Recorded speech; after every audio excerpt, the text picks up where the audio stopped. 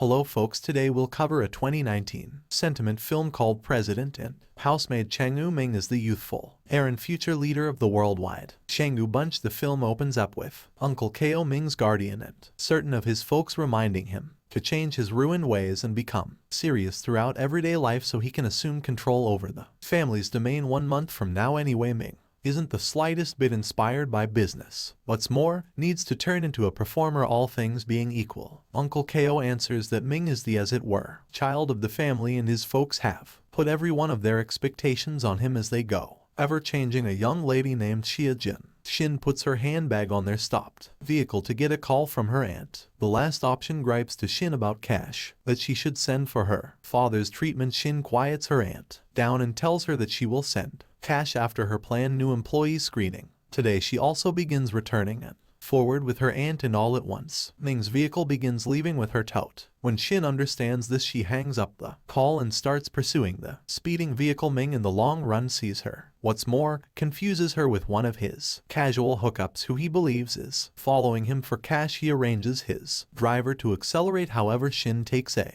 alternate route through the recreation area and hops on the street, driving the vehicle to stop without reconsidering. Ming rolls down his window and tosses cash at Shin, previously advising her to let him be from the outset. This riddles Shin, however she before long gets aggravated. She reviles him out, saying that only 1 out of every odd young lady follows him for his cash. Prior to leaving with her satchel, Ming is maddened by her words and orders Uncle Ko to figure out her complete name, Lo and see. When Shin appears for the gig interview, she understands that the organization is claimed by Ming's family. She attempts to abstain from being seen by Ming, however he ultimately sees her and gets down on her. Soon thereafter, Ko appears at Shin's house and offers her a task. He needs her to turn into an individual mate to Ming, since she can talk dependent upon him and does not endure his affronts. Expectedly, Shin turns down the gig and shows Ko the entryway anyway. Chow quiets her down and makes sense of that she just needs to work for a month. He further uncovers that he's mindful of her dad's well-being and has as of now covered for his medical clinic bills, which she wouldn't have the option to pay even later. Laboring for a long time, Shin at last starts to understand that this is her, as it were, opportunity to save her dad's life and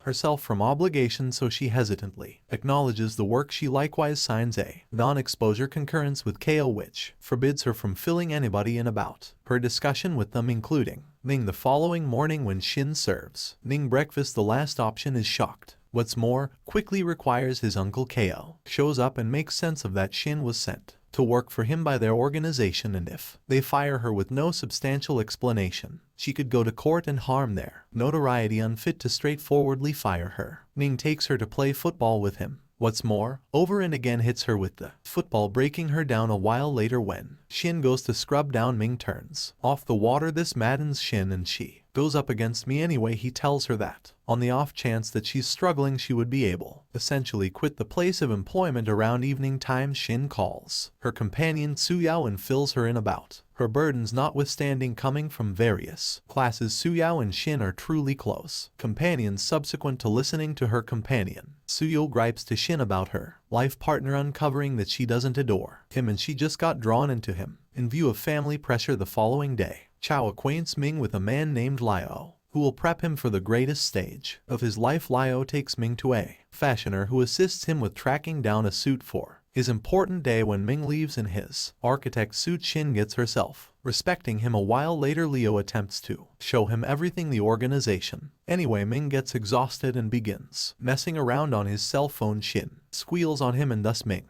causes problems to get back at Shin. Ming plays with her, and when she gets complimented, he taunts her for being drawn to him anyway. This makes Ming understand that he cares deeply about Shin. Later, Ming chooses to give a makeover and sends her over to his style originator. Shin couldn't be more amped up for taking a stab at new dresses, yet at the point when she gets back, she tracks down Ming with her companion Suyao. It ends up Ming is Suyao's life partner. Seeing shouldn't draw near to Ming, Suyao gets desirous and makes it clear to Shin that she anticipates getting hitched to Ming. Upset, Shin leaves. Ming attempts to follow her, yet Suyao stops him and advises him that they are locked and to be hitched. Baffled, Ming stomps out of the room. This irritates Suyao, and she proclaims to herself that Ming has a place with her and she won't allow Shin to remove him. In the meantime, Shin is devastated and she beverages to adapt to her aggravation. When Ming calls to investigate her, she shouts at him and lets him know she is stopping her work. In a matter of moments, Shin gets a call from her auntie who advises her that she has clinic bills to pay and she can't stop her work. Hearing this, Shin swallows her pride and gets once again to Ming's home.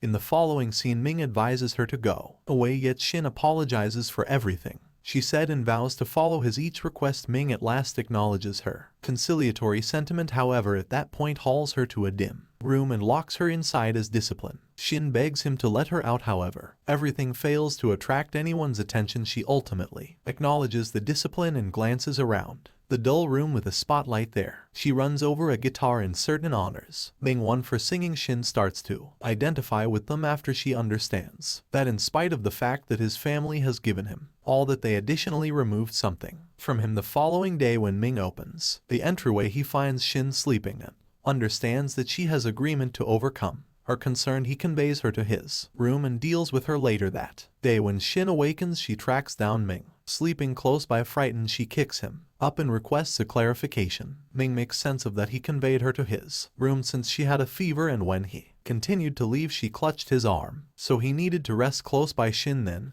at that point, gets some information about his melodic recognition, yet he advises her to stay out of other people's affairs. Notwithstanding this, Shin lets them know that individuals ought to pursue their fantasies or their lives would become inane. This makes Shin acknowledge how rich individuals have servants and drivers, yet they actually lack opportunity and willpower to pursue their fantasies. In the following scene, Shin chooses to provide Ming with a sample of common life and takes him to ride a metro. Thereafter, they go to a neighborhood cafe and eat to their souls' content. Returning home, they talk about Ming's desires and Shin inquires him to sing for her. Shin gets a road artist's guitar and Ming serenades her with a delightful tune. This brings them closer and they end the night with the kiss. Sadly, an unidentified individual snaps a photo of them kissing. The following day, Shin cooks for Ming, yet before they can partake in the food, Shin gets a call from her auntie. The last option tells her that her dad's well-being is demolished, inciting her to leave in a rush anyway. When she gets back, she discovers that her dad is fine. Abruptly, Suyao shows up from the other room and it turns out she paid Shin's on to get back to her home. Suyao has additionally looked into the agreement Shin endorsed with Ko. She then yells at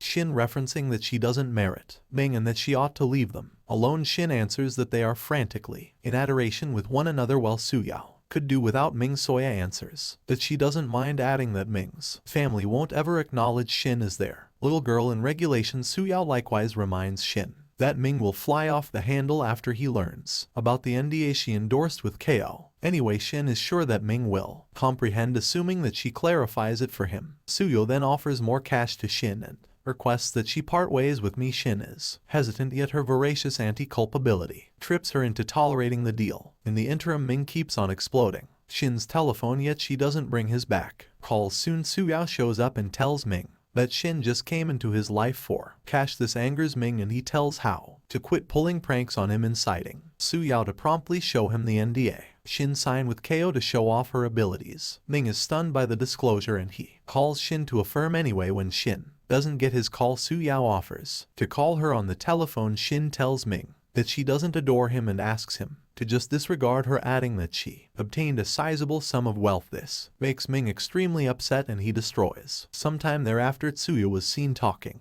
to her dad on the telephone. She illuminates him that she has driven Shin away from Ming. She likewise guarantees him that she will bring Ming down in his most vulnerable second. It turns out that the dad and girl need to take over Shanggu domain. Shockingly, Chao hears the discussion and takes steps to uncover her. Anyway, the cleverness, Suyao runs them done with their vehicle and kills them. A month passes by and Ming and Tsuya are based on much better conditions. One day they experience Shin at an eatery where she works. When Shin takes their request, Suyao attempts to give her an enormous tip anyway. Shin turns it down, saying that she doesn't live on aid. Notwithstanding this, Suyo keeps on showing Shin on their way out as she gives her a greeting to their wedding 1 month from now. Shin isn't ready to keep herself intact and she breaks into tears. That late evening, Ming gets a call from somebody which appears to shock him. The film then, at that point, slices to the wedding day. The officiant inquires as to whether he takes Tsuya as his better half and he amazes the visitors by saying no. This maddens her. Also, she requests to know why he said no. Unexpectedly, Chao, who appears to have some way or another endure, shows up in a wheelchair and uncovered Su Yao Ming then,